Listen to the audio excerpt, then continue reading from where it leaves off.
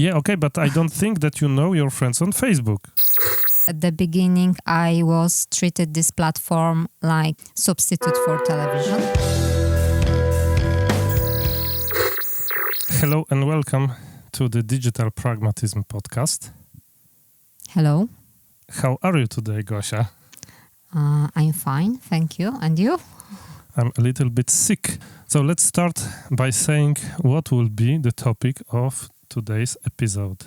How YouTube is a different kind of social media than any other social media. And we wanted to talk about it, but first we have our usual segments. And the first one is minimal news. What happened last week?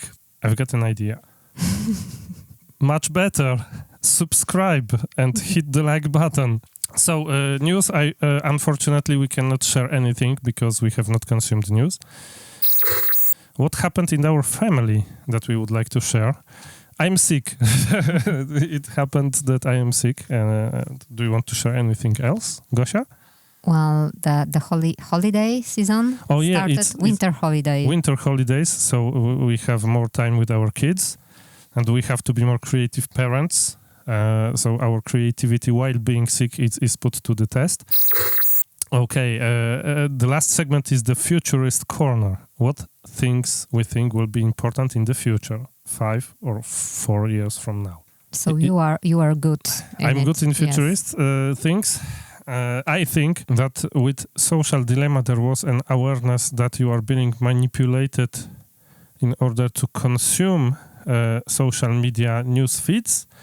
And the next step will be an awareness of the fact that you are not only being manipulated to consume news feeds in applications, but also you are being forced to do that. Mm-hmm. There is something that will happen in the future that will be called forceful marketing or something like that, that will basically revolve around people who will be more and more aware of the fact that they are being forced by companies to consume different kinds of services that are not serving them just in order for the capitalism to perpetuate itself. Mm. Am I right? Or well, you gave an interesting example that the algorithm will use our weak points, our weak moments in our lives in order to push something to sell you, it will be something that will be detrimental to your mental health, or it will be something detrimental to your financial situation, but the algorithm would just use your weakness, your point of weakness. So it will be rather scary, but I think that when you are aware of this mechanism, it will be much easier for you to protect yourself. But do you think that it will be easy to be aware if the persons who will be targeted will be the Generation Z, that in a large portion is a generation that is addicted to electronic devices and is addicted to social media, and there is a lot of addiction in general in this generation? Well, I think that in this generation there is a lot of young people aware of the problems, this mechanism, yes, okay. And so they will fight against it. Gosia is more optimistic than I am, which is a new thing because normally I am more optimistic. This was the Futurist Corner, and this week's topic is how YouTube is a different kind of social media. The first thought was, is it really a social media? And what do you think? What is social media to you? Social media for me are, for example, Facebook, Instagram, and TikTok. Why this and not YouTube? For example, on Facebook, there's much more interactions, faster interactions. Faster interactions with people, or maybe it's posts. Because with posts, or maybe because it's the nature of the mechanism. So on Facebook, you have to first decide who you will follow, who is your friend, and so there is an element of a social graph. Mm-hmm. Whereas on YouTube, basically you hit subscribe, but the subscription is just a vote of interest, but it's not something that is connecting both people. It's unidirectional. Whereas on Facebook, if you are friends, somebody asks to join your friend circle, and so the relationship is in both directions. Maybe that is why you think that it's social, because it's bidirectional. Well, you can comment on YouTube, yes, and as a creator, you know your subscribers that are active. The most on active, channel. yeah. But I think that there is two layers to YouTube. The first one is the creator layer, and the second one is the community. And you can be engaged in the community, of course, if you reply to comments, if you interact with your commenters, and so you are able to see who is the most active, who has which opinions. But if your channel grows, you are unable with time to do that, and I think that MKBHD or Casey Neistat, they don't reply to comments, because basically if you have, 5,000 comments on each video, it's impossible to have a meaningful conversation with those people. And even that is an element of community and not of a social relationship, I'd say. And I think that this is an advantage of YouTube, because if you want to participate in the community, you can, but you are not forced to. Whereas if you are creating something on Instagram or on Facebook, the relationship of following, because it is bidirectional, it implies that you will be active in this relationship. And if someone has a lot of thousands of followers on Instagram, it's impossible to be in contact with everyone. And so by design, the followers will be disappointed. Okay, but this is interesting that you have not mentioned YouTube as a social media, because I also don't think that YouTube is a social media platform. I think that it is a media platform, but not social. It's a platform for sharing content, a specific form of content, which is video. YouTube is not ephemeral. What does it mean, Gosia? So it means that when you, as a creator, you put the content on YouTube, it stays there. On Facebook, you have this scrolling. You have the timeline. Yes, you have a timeline, and your posts quickly disappear. Oh, you can search on Facebook. Really? I didn't know. No, you can search, but it's very difficult to find a piece of content because of how this search works, and the nature of the medium is basically to consume something that is recent, something that was published not a long time ago, and that is why your feeling is that it disappears. It's like with the concert posters that you see in your city. You can stick a poster, and it will live for 1 hour or 2 hours, and then somebody will stick a poster on top of your poster, and that's it. And your poster is no longer visible, and this is what happens on Facebook, this is what happens on Twitter, this is what happens on Instagram, because there is a feed, there will always be something that will be sticked on top of your content. And on YouTube, of course, you can say, well, there is the recommended page, but are you using this recommended page? Sometimes. Yes. You are entering YouTube and saying, well, YouTube, what are you recommending to me? No, rather when I'm looking for something specific, some topic about Montessori education, for example. So then, I'm looking for videos about Montessori education. Yes, and I can choose from recommendations. So you are making first a search, and then you are looking what was recommended as a search result. Yes. So it's like Google. So you are using it more like a real search engine, more like Google, exactly. Whereas the recommended page on YouTube is one thing. There is also recommendations close to the video you are watching. So basically, if you are not satisfied with the content you are watching, you can click away because YouTube is recommending you something else, maybe more interesting. Are you doing that? If you find something you start watching, then you click away because something else was recommended, or rather it's not your behavior? Well, I think that my way of consuming YouTube is not so... I'm not doing it for pleasure. Not for fun? Not for fun, but for my work. I think that it's a different kind of consumption. I think that if you are using the recommended page or you are using the recommendations close to the video, you are more using YouTube as a social media platform. But at the core, YouTube is not ephemeral, because if you post something, it is easily findable, because YouTube at its core is also a search engine. It's what you told us, that it's a search engine. You are looking for something and you are making a search, and then you are given a list of results. And so it's much easier to find content that is older than 15 minutes on YouTube. Yes, and I'm looking for some content that it seems to me valuable, and I also how do you judge that a piece of content is valuable to you? You are looking for the number of views, or you are looking who published it, or when it was published? When it gives me answers, quality. For the quality of the videos. Yes. So if the quality is lower, you tend not to trust such a video? Or it's the lot opposite? Of things, if it's more produced, you are thinking that you are being manipulated by the production. Hard to say. Also, one additional thing is that recently YouTube results from YouTube are also displayed as Google search results.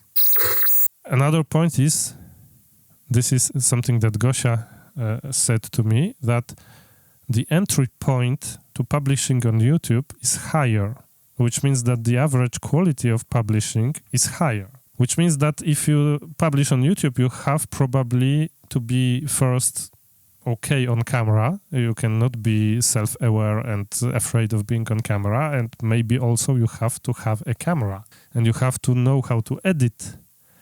And this guarantees that the quality of publishing on YouTube will be higher. And therefore, it's different to other social media, because other social media pretty much are social media because everyone can post anything. It's your experience, Gosia. If you want to know someone's opinion on something, you will rather search for it on YouTube and not on Facebook? Definitely. On YouTube or on a blog, or listen to a podcast. Okay, so basically, if it requires some effort, you will trust this information more. This is a little bit tricky, because social media were invented because people thought that you will be more interested by what your friends will recommend to you.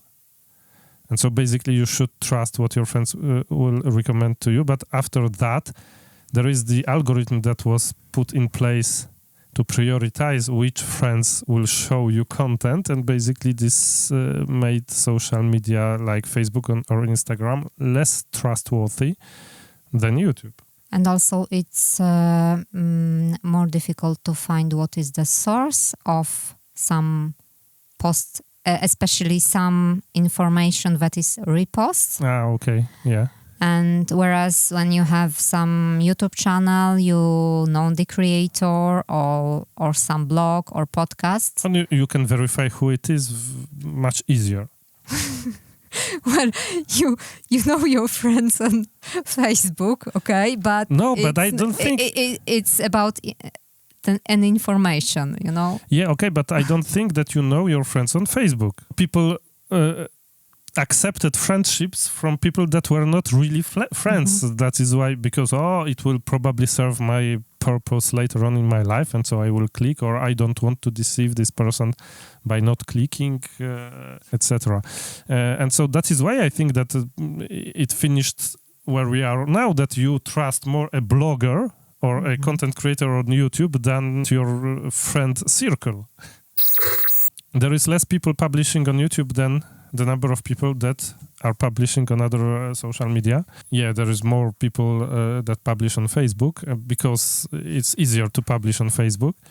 And it's a question also of the moderation. The moderation of the platform. Okay, because this is a good point, because I think that it's because less people create on YouTube, it's easier to moderate, and so you have less chance that you will be served some kind of content that is totally wrong or is not published in your best interest, you know. Yeah, so it's easier to moderate. Good point, Gosia. So how are you seeing, Gosia, YouTube from a consumer standpoint? You are seeing it rather like a substitution to television or like an online course? How do you see it? So my experience with YouTube evolves, I would say, because at the beginning I was treated this platform like substitute for television. So it was entertainment. So I was watching the movies and also listening some interviews. I also noticed that, I was a victim of YouTube addiction because of watching movies in series. It's because it was series and the episodes were automatically recommended to you, and so it was difficult not to watch another episode. And when I started to be creator with you, I saw this platform differently. And another step, it was when I decided to have my company. And YouTube started to be a tool for my work. But for your work as to gathering knowledge or as a marketing channel? Both. From my creator perspective, YouTube is pretty much the best platform to create, a part, of course, of a website you own or a podcast that you publish using the RSS feed. Because you have only 24 hours, you have some obligations professionally, you have a business to run, you have a job. And if you want to be present today in every social media, you will not be basically very well represented on those social media because you will run out of time. And even if you hire people that will truncate your YouTube videos and put them on TikTok or something, it will be content of a much lesser quality than if you just recorded TikToks for TikTok, just made Instagram Reels for Instagram, etc. And so I think that the major decision for today's creators is to choose the platforms on which they will be creators. And this is something with which I have struggled a lot of the time because I thought for the longest time that I needed to be everywhere. And this is when I started to treat YouTube and our website with a high priority, and the other stuff I stopped publishing. This is when I saw that basically this content can be of high quality. And I think that YouTube will be more and more seen as a good platform for publishing. One, it's something that is evergreen. So if you publish something that is not anchored in this moment in time right now, this content will be findable in 2 years, in 10 years also. So it grows with you. And the second thing is that you can monetize it. So if you have more than 1,000 subscribers, you can turn on monetization. Basically, you can earn money by having your YouTube videos published on YouTube.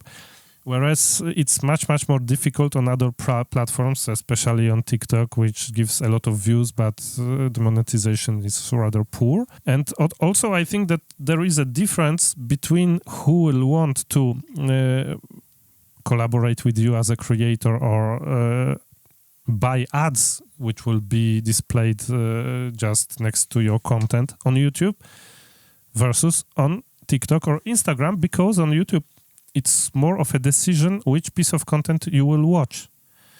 Like Gosia said, she is looking for content that will give her some kind of knowledge or valuable information, and this is more advertisers friendly than a video of someone dancing on TikTok. Yes, and it's also important for me that I can find something quite easily when I'm looking for some informative video. The search engine is working well. Yes. But maybe let's finish with some dark parts of YouTube, because YouTube is not only positive, of course, as everything in life. It has a dark side also. What is the dark side of YouTube for you, Gosia? So as I mentioned, the recommendations.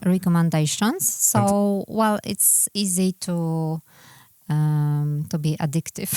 Okay, you can pretty much binge watch things on YouTube pretty easily. Yes, and also the algorithm. Yeah, because there is an algorithm. If you don't use a Chrome extension like Newsfeed Eradicator, you will have the recommended videos on the homepage, and you will have also the recommended videos at the end of each video. And Tristan Harris have shown it in The Social Dilemma that even if you start by making a completely normal search, if you click just on the recommended videos, after 10 iterations, I think you will find a video that will be highly disruptive or that will be dangerous for you, which he is calling that you will finally reach Crazy Town.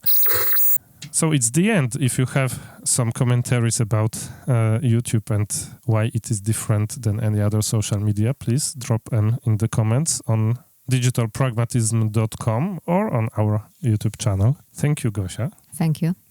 And see you in the next one. See you.